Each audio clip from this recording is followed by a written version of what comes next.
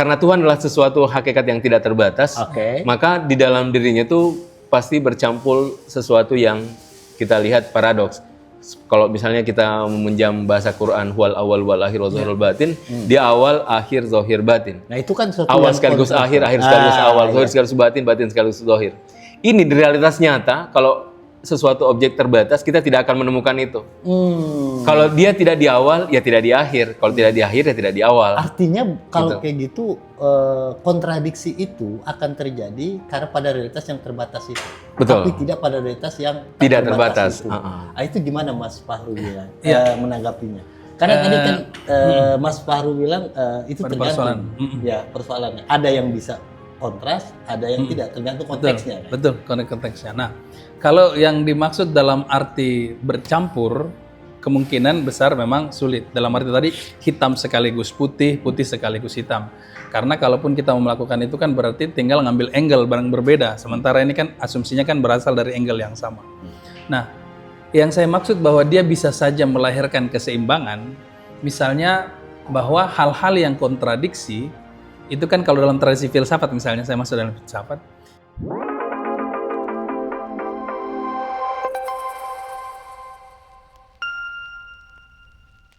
Halo teman-teman, kembali lagi di 3 Titik bersama kami, Mas Jabir. Halo Mas Jabir. Halo. Masih semangat ya? Semangat dong. Semangat ya. Kayaknya lesu banget. Habis apa? Habis maraton. Maraton ya. Habis maraton. Luar biasa Mas Jabir. Dan yang kedua dengan Mas Fahrul. Halo Mas Fahrul. Halo Babe, gimana kabar? Baik. Oke, dan saya dengan Sahal. Kali ini kita akan bahas lirik lagu yang dibawakan oleh grup musik 420 ya. Sebuah aliran grup musik indie kalau nggak salah ya. Yang cukup viral dengan judulnya Hitam Putih. Jadi memang soal-soal warna hitam putih ini terus tanpa habisnya gitu ya. Bahkan hari ini masih ada isu kata-kata gelap-gelap gitu. Oh, berarti terkait juga dengan hitam itu ya? Jangan ke situ juga. Oke, sebelum kita mulai ya diskusi kita, saya mau bacakan dulu ya lirik lagu dari Hitam Putih gitu. Bagai langit dan bumi yang tak pernah sealam, bagai hitam dan putih yang tak pernah sewarna, hanya kita yang merasakannya, belajar melepaskan dirinya walau setengahku bersamanya. Ku yakin kita akan terbiasa walau inti jiwa tak terima. Bagai air dan api yang tak pernah senyawa, bagai timur dan barat yang tak pernah searah, belajar melepaskan dirinya walau setengahku bersamanya. Ku yakin kita akan terbiasa walau inti jiwa tak terima. Belajar. Huhunya dibaca. Gimana? Oke. Belajar melepaskan dirinya walau setengahku bersamanya. Ku yakin kita akan terbiasa walau inti jiwa tak terima. Tak terima, tak terima. Tak terima, tak terima. Tak terima, tak terima. Tak terima, tak terima. Oke, banyak banget tak terima. Oke, kesini nih. Saya langsung aja ke Mas Jabir ini. Mas Jabir, lirik lagu ini dari judulnya itu Hitam Putih. Seolah-olah menggambarkan ada tegangan ya, kontras, dualitas antara dua warna yang saling bertentangan, hitam dan putih. Nah, Mas Jabir sendiri bagaimana melihat dari judul lagu ini, dari kata hitam putih ini? Terima kasih banyak atas obrolan hitam putihnya. Ya, hitam putih. Meskipun kita tidak hitam putih. Hitam putih selalu digambarkan sebagai sesuatu yang paradoks ya. Paradoks. Biasanya hitam putih ini bagus kita menggambarkan di alam mental pikiran kita. Di sana mungkin kita akan melihat jelas, oh ini hitam, oh ini putih gitu. Problemnya kalau dia masuk dalam dunia nyata. Dunia nyata biasanya kita sulit untuk bisa benar-benar berada apakah hitam atau putih. Kan? Untuk masuk dalam dunia yang kita benar-benar yang paradoks yang harus memilih itu biasanya kita agak kesulitan untuk masuk di ruang itu. dunia sosial ini adalah dunia yang abu-abu ya. Oke. Iya. Biasanya dunia sosial itu dunia yang bercampur antara hitam putih, yang kita mungkin sangat sulit untuk memisahkan. Tapi kecenderungan kita adalah kecenderungan yang lebih kepada ini. Ketika kita sudah berada di putih, kita tidak mau hitam. Dan ketika kita berada di hitam, kita tidak mau putih. Artinya kadang kita selalu berhenti dalam satu kutub. Iya. Ya. Nah, makanya sekarang misalnya identitas muncul ya. Oke. Itu kan identitas muncul untuk menegaskan hitam putih tadi. Oke. Oh, saya di hitam loh, yang lain oh saya di putih loh, oh saya ini. Artinya hitam putih ini memang pada dunia nyata tidak bisa disatukan secara bersamaan. Sama-samaan. Makanya kalau dalam ranah sufistik, hitam putih ini lebih banyak tergambarkan di alam sana. Di alam mental itu. Alam mental dalam ukhrawi ya. Oh, dalam batin. Tapi di realitas fenomena kenyataan itu sangat sulit untuk kita benar-benar melihat demarkasi antara hitam dan putih itu sangat sulit. Karena abu-abu tadi ya. Iya, abu-abu tadi. Makanya ini kan terlihat di lagu ini. Satu sisi dia mau bersama dia, satu sisi dia harus melepaskan gitu. Ya kalau kita ini kan ya di satu sisi dia bilang gini kan. Hanya kita yang merasakannya, belajar melepaskan dirinya, walau setengahku bersamanya. Ya kan? Tapi dia bilang lagi begini, ku yakin kita akan terbiasa, walau inti jiwa tak terima. Artinya selalu ada tegangan di situ. Iya. Selalu ada tegangan antara dua kutub itu. Dua kutub itu. Nah, Mas Fahrul, ya itu tadi Mas Jabir bilang kan memang sebenarnya hitam putih itu ada di alam mental, alam bahkan menyebutnya lebih jauh alam eskatos ya, dari alam ukhrawi. Gitu kan. Sementara di alam nyata sendiri memang sulit kita membedakan mana hitam mana putih. Walaupun pada bahasan tertentu seringkali orang terhenti pada satu kutub, hitam dan putih. Nah, pertanyaan saya apakah memang demikian? Kalau yang dimaksud tadi disampaikan oleh Guru Jabir, secara konteks sosial mungkin ya.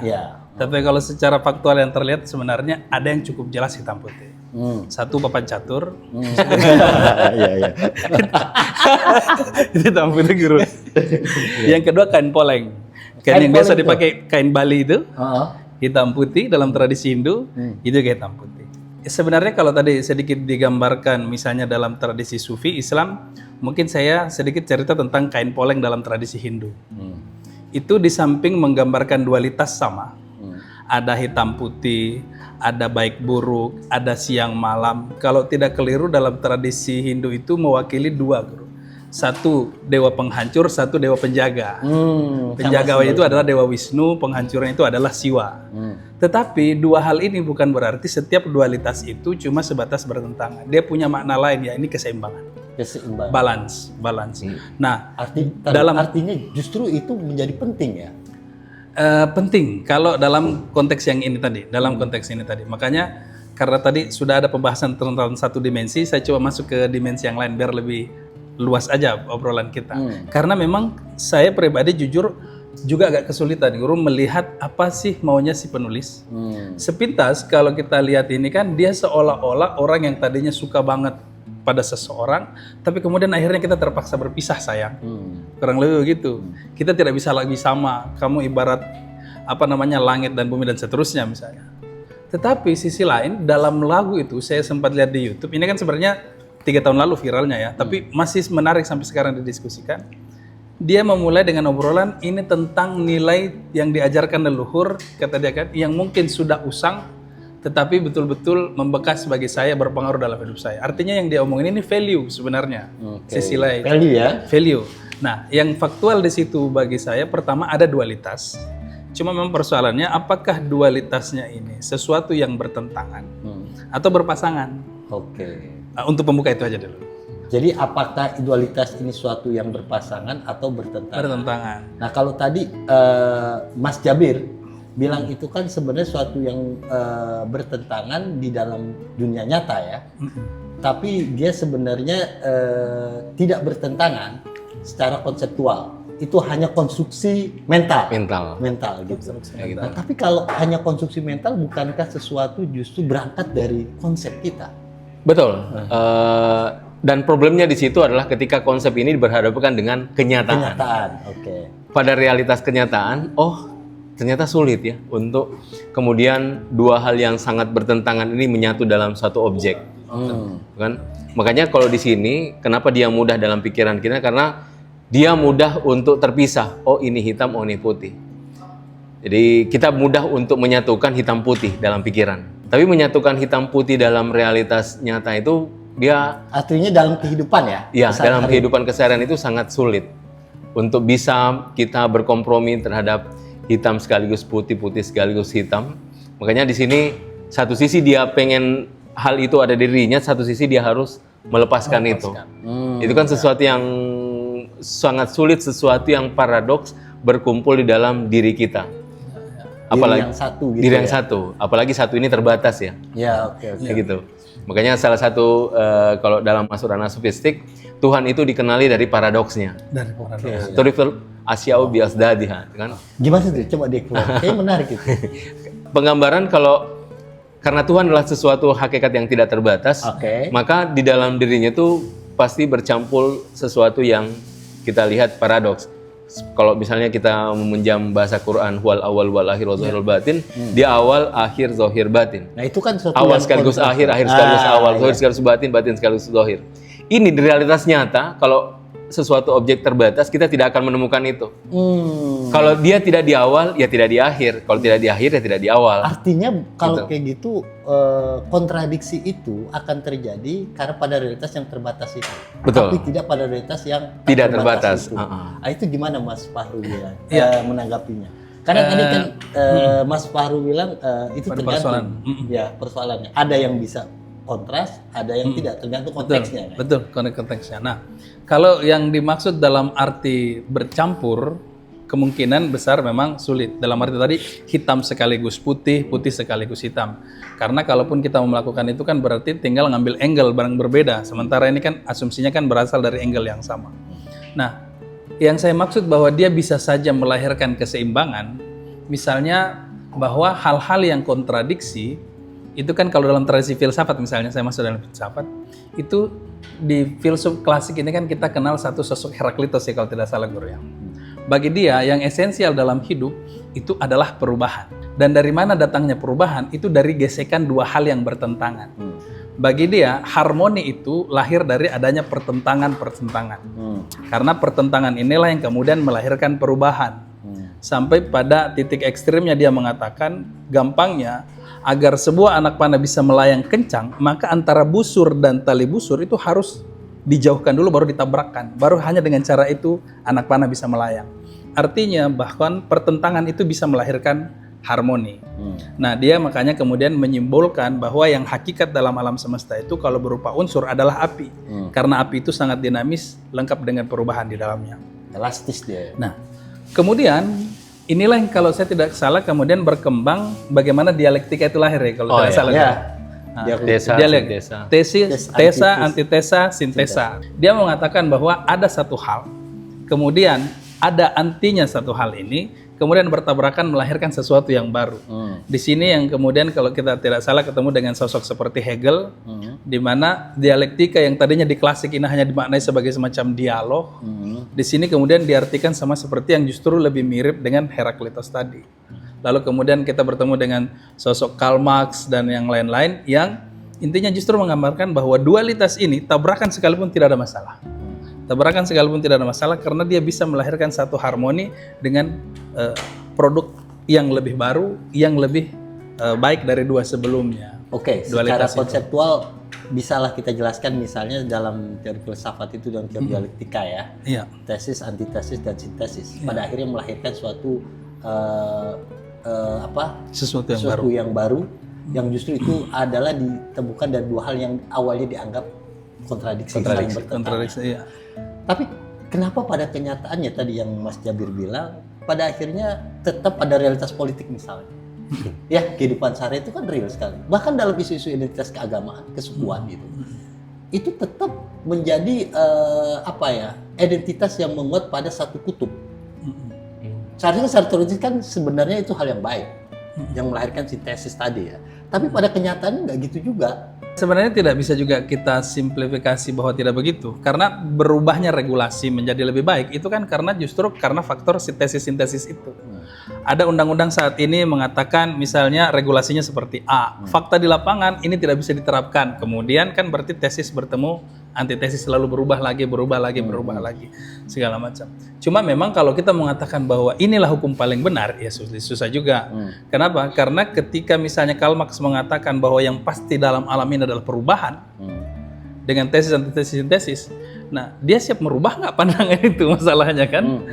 Karena kan kalau dia mengakui bahwa yang pasti adalah perubahan, dia juga harus siap bahwa ada yang menolak pandangan itu dan dia juga harus menerima sebagai sebuah proses tesis, antitesis, sintesis. Triadik itu kan tidak juga. Oke, artinya tadi Mas Jabir kalau kayak gitu Mas Fahrul, pernyataan Mas Fahrul tadi ya, pandangan Mas Fahrul itu bagaimanapun sebenarnya tidak ada itu yang namanya menguat, mengeras pada satu kutub.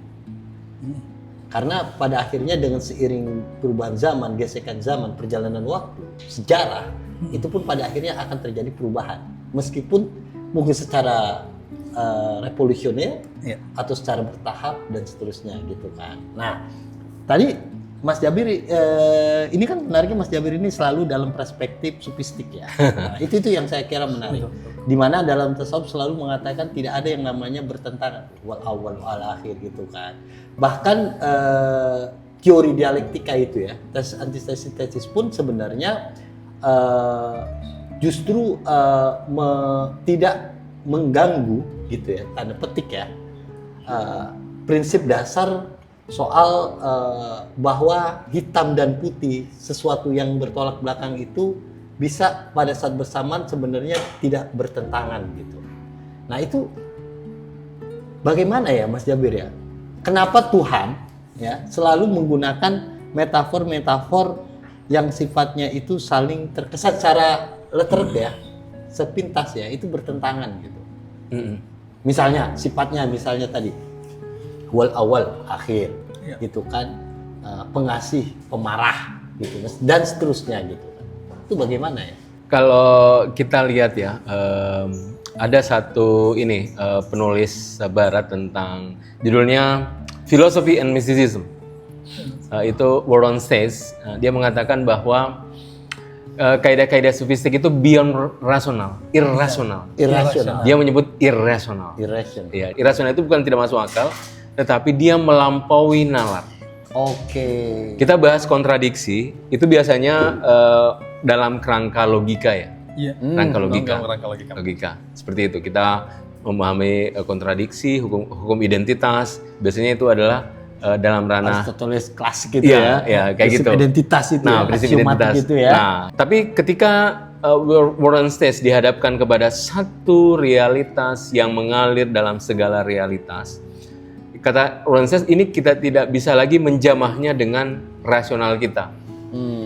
Kenapa? Karena saya sedang berhadapan kepada wujud yang absolut, yang mengisi segala realitas, yang meliputi gitu ya. Iya. Kalau terbatas saya bisa tunjuk. Ini saya masuk kepada hakikat yang tidak terbatas. Okay? Karena saya masuk pada hakikat yang terbatas, otomatis saya tidak bisa tunjuk. Karena saya tidak bisa tunjuk, saya tidak mengatakan ini awalnya, ini akhirnya, ini. Yang saya bisa bahasakan awalnya adalah akhirnya awal, kayak gitu.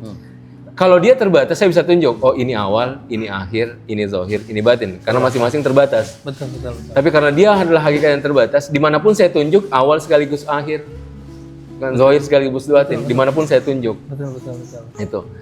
Jadi saya berhadapan dengan hakikat yang absolut. Makanya kata Warren State, inilah cirinya sesuatu yang kita memang untuk memakai rasionalitas kita itu tidak bisa menjangkaunya. Makanya Warren State menyebutnya irrasional.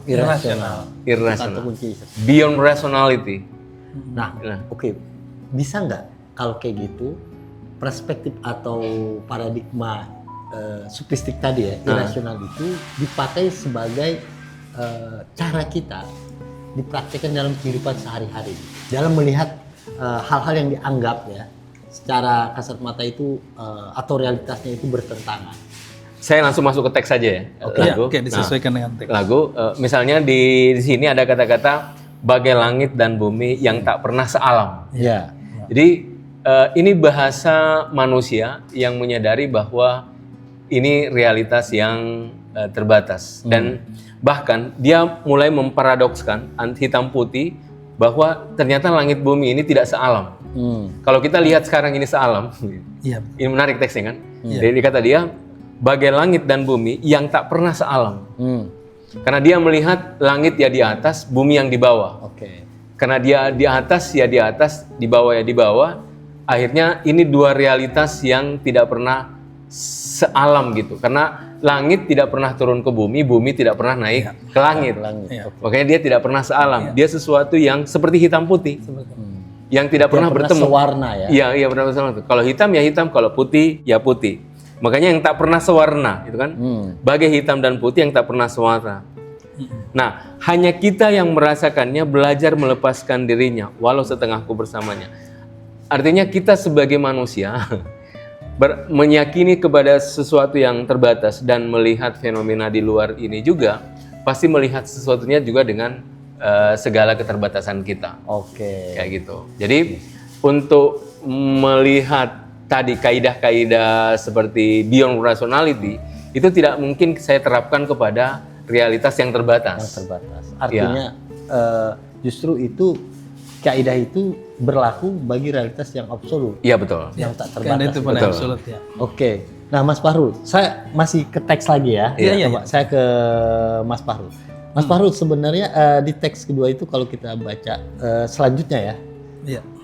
Hanya kita yang merasakannya, belajar melepaskan dirinya walau setengahku bersamanya. Ku yakin kita akan terbiasa walau inti jiwa tak terima.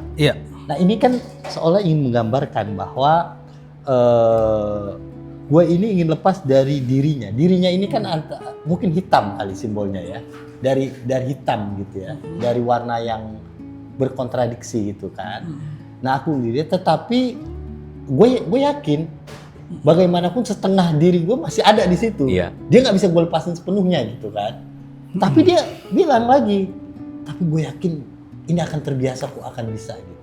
Itu maknanya kira-kira apa maksudnya? Inilah yang tadi yang di awal saya katakan bahwa agak tricky karena kita nggak tahu ini konteksnya apakah dia tadi bersama seseorang yang kemudian akhirnya berpisah, dia merasa jiwanya sebagian sama orang itu, atau sesuatu yang lain. Bicara tentang value yang kita bicarakan tadi itu, Guru, nilai itu. Saya sejujurnya lebih cenderung pada value. Artinya gini, kalau mau dikaitkan dengan pembahasan Guru tadi, misalnya Guru Jabir bahas tentang yang tak terbatas dan yang terbatas. Problem kita kan dia yang terbatas ini kan. Kalau yang tak terbatas itu bisa menjelaskan semua itu, dan ini kalau dalam konteks agama kan adalah Tuhan dengan kesempurnaannya. Nah, sementara yang dia bahas adalah yang tak terbatas, yang berarti bukan Tuhan dan artinya tak sempurna. Jadi konteksnya di sini adalah ketak sempurnaan. Saya justru tertarik di situ. Dia mau mengatakan apa? Bahwa kalau yang saya tangkap bahwa mau lu tuh banyak, lu pengen banget sempurna, tapi yakinlah tidak ada yang bisa sempurna lu ambil semua. Maka relakanlah, ikhlaskanlah sebagian itu. Sekalipun lu pengen banget, gitu lah. Antara langit dan bumi dan yang lain. Sekalipun bisa juga ditarik sih, karena kan ayatnya kan dulu langit dan bumi pada satu waktu kan satu dan padu kan, padu kan. Sebenarnya kalau bagi saya analogi langit dan bumi, kalau konteksnya sekarang oke, tapi kalau konteksnya dulu kan pernah salam, satu padu. Bahkan timur dan barat masih bisa ketemu bagi saya. Kalau misalnya saya dari timur mau ke sini, Bapak dari barat mau ke sini kan ketemu juga kan. Tapi oke lah, kalau yang dia maksud adalah kita mau merengkuh semua tidak bisa, bukan berarti lepas semuanya begitu saja, tidak. Kesempurnaan memang tidak bisa kita raih, tapi juga bukan berarti lepas begitu saja. Belajarlah untuk menerima ketidaksempurnaan itu. Artinya kalau kayak gitu, bahwa soal tegangan ya, dualitas itu adalah hal yang niscaya ya, yang nggak bisa kita hindari bagaimanapun ya, dan itu harus kita terima gitu ya, dan kita jalani karena sampai kapanpun kita nggak bisa kemudian pada titik kesempurnaan itu dengan keterbatasan kita tadi yang Mas Jabir bilang tadi. Nah kalau tadi kan kita bicaranya itu kan tadi antara value atau seseorang gitu ya. Kan? Itu problemnya. Antara value atau seseorang. Kalau kita baca teksnya sebenarnya, konteksnya ini kalau kita coba googling ya, kita lihat-lihat itu sebenarnya dia lebih ke value sebenarnya. Lebih ke value. Bahwa hitam putih ini dirinya ini sebenarnya merujuk kepada soal value aja, antara baik buruk, jahat tidak jahat gitu ya, adil tidak adil gitu ya. Nah, di dalam kehidupan sehari-hari itu kan kita selalu penuh paradoks. Bahkan pada saat bersamaan seluruh sikap tindakan kita, bahkan pandangan-pandangan kita pun sebenarnya nggak ada yang konsisten utuh. Ya. Selalu penuh paradoks gitu kan. Ya. Nah, berarti kalau kayak gitu, Mas Jabir, saya ke Mas Jabir nih. Kalau kayak gitu soal paradoks itu memang dan kesempurnaan itu hanya ada pada ranah sofistik. Dan kita justru yang kita persoalkan pada ranah wilayah yang penuh keterbatasan ini gitu. Itu bagaimana? Artinya saya mau bilang gini. Oke, kalau tasawuf mengajarkan hal-hal yang sifatnya grand naratif gitu ya, yang universal gitu ya, yang semuanya pada akhirnya itu melebur karena mencakup semua hal, baik yang hitam maupun yang putih. Nah, artinya kan saya mengatakan bahwa bisa nggak sih dibilang kalau kayak gitu perspektif sofistik itu adalah perspektif yang sangat idealistik, normatif, yang itu sulit dan agak bertentangan dengan dunia kenyataan yang justru sifatnya mini naratif, partikuler, dan penuh kontradiksi. Ya. Gitu. Itu bagaimana itu? Pertanyaan ini lama sebenarnya menghantui saya. Akhirnya saya membagi dua realitas. Oke. Bahwa ranah sofistik, ranah personal, dan ranah personal ini sangat sulit untuk saya bawa ke ranah sosial. Dia akan paradoks ketika ranah sofistik ini saya membaca realitas keseharian saya. Ya, karena saya harus mengakui realitas keseharian itu kita akan menemukan seperti yang dijelaskan tadi, paradoks-paradoks. Karena itu saya membagi ranah paradoks ini hanya bisa dibaca dengan kacamata filsafat. Itu. Makanya ranah personal di situ ranah keintiman saya dengan Tuhan. Ranah sosial di situ saya harus memakai kacamata yang filosofis. Karena sosial butuh nalar, dia butuh penjelasan, dia butuh justifikasi. Dan dengan itu saya bisa mengurai benang-benang yang ada yang kita lihat paradoks dalam realitas sosial ini. Kalau saya benturkan ranah sofistik, mungkin saya tidak akan bisa hidup dalam ranah sosial. Saya mungkin hanya hidup di hutan-hutan, di gua-gua kayak gitu. Yang asik dengan yang ini asik, ya. Gitu.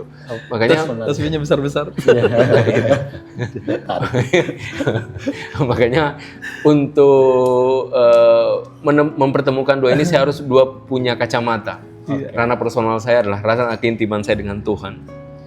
Dan ranah sosial itu saya harus membacanya dengan bahasa filsafat. Artinya Mas Jabir sendiri sudah mempraktekkan hal yang paradoks ya? Antara dua perspektif itu. Iya, saya harus menerima bahwa sosial itu sesuatu yang absurd. Absurd ya. Absurd. Tapi memang gini juga sih Mas Jabir ya. Dalam agama misalnya, agama kan di satu sisi mengajarkan ketaatan, di sisi lain mendorong kebebasan. Ya. Itu kan soal kejangan gitu. Bagaimana bebas saat bersamaan ada aturan-aturan, pakem-pakem. Ya. Kan gitu ya. Betul. Atau dalam perdebatan teologis klasik gitu ya, free will dengan apa? Determinis. Determinisme. Itu kan dua hal yang kontradiksi gitu kan. Nah tadi Mas Jabir bilang ya kalau kayak gitu lebih kepada ranah filsafat perspektif. Iya. Oke. Kalau ranah filsafat, tapi kan begini, Mas Fahrul deh. Ini yang filsuf. Enggak, gue justru mau geser ke sufi saya kalau begini. Gini Mas Fahrul. Tadi kalau dibilang itu hanya filsafat yang bisa menilai, maksudnya itu bisa kemudian mengurai lah kira-kira ya. Kontradiksi nilai-nilai itu. Tapi kalau kita kembali ke filsafat, bukan prinsip filsafat, misalnya salah satu instrumennya adalah mi'yarnya ya. Tolak ukurnya adalah logika. Logika. Nah, kalau kita berujuk ke logika klasik, misalnya Aristotelianisme itu, yang prinsip aksiomatik itu ya, prinsip identitas, non kontradiksi, tidak ada jalan tengah, ya kan? Nah itu kan gimana? Bahkan itu dijadikan bahwa salah satu tolak ukur kebenaran adalah paling tinggi adalah kaidah non kontradiksi itu. Non kontradiksi. Itu bagaimana itu? Persoalan non kontradiksi sampai sekarang saya kira masih dipertahankan dalam filsafat, bukan cuma klasik. Karena contoh misalnya dalam filsafat Islam yang ada cuma wujud. Ketika mengakui selain wujud ada, ini kan menjadi persoalan kan? Karena tapi dalam hal itu dia betul-betul tetap menjaga prinsip non kontradiksi, bahwa hanya yang ada. Karena selain ada pilihannya cuma dua. Dia ada, berarti dia masih bagian dari ada. Dia tidak ada, berarti memang betul-betul tidak ada ruang lagi untuk hal tersebut, prinsip non kontradiksi. Tetapi persoalannya kan bukan pada non kontradiksi boleh atau tidak, benar atau tidak, tapi bagaimana dampaknya membaca perbedaan ini. Nah, makanya tadi kembali kepada persoalan di awal bahwa perbedaan itu ada, hal yang pertentangan itu tetap ada, tetapi bukan berarti dengan adanya pertentangan ini maka kehidupan tidak berjalan gitu loh.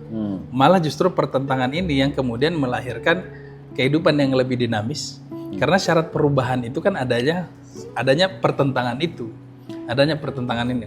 Nah, tapi sebenarnya saya justru tertarik juga melihat dari angle yang lain. Karena kan tadi dari awal kan saya bilang, apakah ini pertentangan? Dualitas itu fakta bagi saya di lagu ini. Tapi persoalannya apakah ini pertentangan atau pasangan? Berpasangan. Nah, kalau berpasangan saya justru cenderung pada konteks agama justru ceritanya. Nah, menarik kalau saya tidak salah itu, Guru. Misalnya bahwa kalau dalam konteks agama Ibnu Arabi itu ketika menjelaskan tentang witir dalam Futuhat Makkiyah itu dan menjelaskan tentang witir. Nah, di situ dia menjelaskan bahwa salah satu sifat hakiknya Tuhan adalah dia sifatnya ganjil. Karena kan kata witir itu sendiri kan berarti ganjil dan salah satu nama Tuhan. Bahwa Allah itu maha ganjil dan menyukai yang ganjil. Sementara makhluk itu sifatnya justru diciptakan berpasang-pasangan. Sehingga tadi misalnya disebut langit dan bumi, barat dan timur, api dan air. Ini kan semua mengandaikan sesuatu yang sifatnya berpasang-pasangan. Jadi memang sudah fitrahnya ada perbedaan-perbedaan itu. Nah, katanya dengan witir apa? Rupanya kalau dijelaskan oleh Ibnu Arabi menariknya di situ adalah kita pada waktu melakukan sholat di siang hari, mulai dari subuh sampai maghrib, kalau diperhatikan dari 5 sholat ini cuma maghrib yang 3 rakaatnya. Kenapa? Karena dia itu dianggap sebagai witirnya sholat siang. Kalau di malam tidak ada witir lagi, maka seluruh ibadah sholat kita itu sifatnya ganjil. Maka perlu ditambah lagi 1 witir untuk mengembalikan ke fitrahnya manusia untuk genap. Jadi ganjil genap itu bukan cuma di jalan raya, itu cuma urusan Tuhan dengan manusia, itu ganjil genap itu. Dan itu sudah fitrahnya untuk ada perbedaan, pertentangan itu biasa. Itu biasa. Jangan perbedaan dianggap sebagai penyimpangan. Bagi saya itu persoalannya. Kita ke teks terakhir ya. Oh iya. Penutup teks. Sebenarnya di lirik ini dia berulang, tidak ada hal yang baru, tapi ada penekanan di akhir itu. Setelah dia bilang belajar melepaskan dirinya, walau setengahku bersamanya, ku yakin kita akan terbiasa, walau inti jiwa tak terima. Nah di akhir itu berulang-ulang itu kata-katanya tak terima, tak terima, tak terima, tak terima, tak terima. Bisa nggak? Dia terima. Jabir diterima atau gimana? Bisa nggak diterima? Ini agak mudah kalau objeknya seseorang. Saya mau cerita sedikit. Jadi suatu ketika ada salah satu influencer mendatangi saya dan saya tidak tahu awalnya dia untuk apa dia datang ngobrol makan siang gitu, undang saya. Tahu-tahu dia mau curhat. Dia bilang, Nur, saya baru saja berpisah dengan orang yang saya cintai. Jadi dia bilang begini, bisa tidak terbebas dengan cepat dari dia? Setelah dia menjelaskan persoalannya, saya cuma tanya satu pertanyaan. Kau cinta tidak sama dia? Dia bilang iya. Kalau begitu, tidak ada obatnya. Tidak ada obatnya. Ya. Tidak ada obatnya. Makanya saya bilang, kau salah datang ke saya. Kalau minta, cari obatnya. Karena saat kau menjelaskan bahwa kau sedang jatuh cinta, ketahuilah, itu tidak ada obatnya. Makanya ini akan saya hanya waktu ya, di sini ada ya. Ku yakin kita akan terbiasa. Jadi satu-satunya itu pada akhirnya hanya bisa. Jadi dia kan minta, bisa tidak cepat saya bisa melupakan dia. Dia cinta luar biasa. Saya bilang sama sekali tidak ada. Itu tidak ada obat dan penawarnya. Dan memang waktu yang bisa menjawab itu pun tanpa kita tidak tahu kapan. Itu. Jadi ketika seorang jatuh cinta, cinta itu akan merenggut semua apa yang dia miliki. Makanya ketika dia hilang, dia akan benar-benar seperti kehilangan dirinya sendiri. Seperti itu. Sebenarnya jadi menarik nih. Gue jadi ingat itu syair siapa? Mansur Mesir itu, pujangga Mesir itu. Oh ya. Ya. Sebenarnya ada obatnya itu. Kalau ngeliatnya, dia bilang ilajul hubbi hubbun jadi. Oh iya. Obat cinta yang lain. Harusnya iya. antum suruh. Dicari lagi cewek yang lu jadi itu. Berarti yang diubah itu cuma objeknya Ya, ya. objeknya gitu. Tapi nggak salah juga, cinta nggak ada obatnya. Artinya dia tetap pasti mencinta. Masalahnya ganti objek aja. Iya, ganti objek aja. Kalau Artinya bahasa sufinya, cinta hanya bisa dikalahkan dengan cinta yang lain. Ya. Oh, gila itu ya. Artinya gila itu. Iya. Nah, terakhir ke Mas Fahrul ya, karena bahas waktu kita. Jadi tadi ada satu hal sebenarnya ke Mas Fahrul ini. Saya mau nanya ya satu hal. secara filosofis lah ya. Mati. Iya ya, filosofis. Mas Fahrul, gini, soal tadi Mas Fahrul bilang sebenarnya problemnya adalah kita memaksakan diri gitu ya untuk selalu sempurna. Ya. Sehingga kontradiksi yang bertentangan itu selalu menjadi beban dan masalah. Ya. Padahal ya udah jalanin aja, terima aja, ikhlaskan Ya. saja. Slow Slow gitu kan, mengalir aja. Tapi kan pada kenyataannya kan nggak semudah itu. Yang memang hidup ini kan justru bukankah sifatnya relasional. Ya gue nggak mungkin bilang ada warna hitam tanpa ada warna putih. Betul. Kira-kira Betul. Gue nggak mungkin bilang ada warna putih, mengatakan warna putih tanpa ada warna hitam. Betul. Sama tadi misalnya nggak mungkin mengatakan ada tanpa ada konsep ketiadaan. Nggak ada. Kan gitu. Betul. Artinya di sini mulai jangan-jangan yang kita omongin ini masalah absurd semua gitu. Nggak jelas bro. Ini ngomong ujung-ujungnya absurd juga kan. Rasional gitu. Nah, gimana? makanya saya tadi dari awal tetap pada posisi itu bahwa tidak ada yang masalah dengan perbedaan.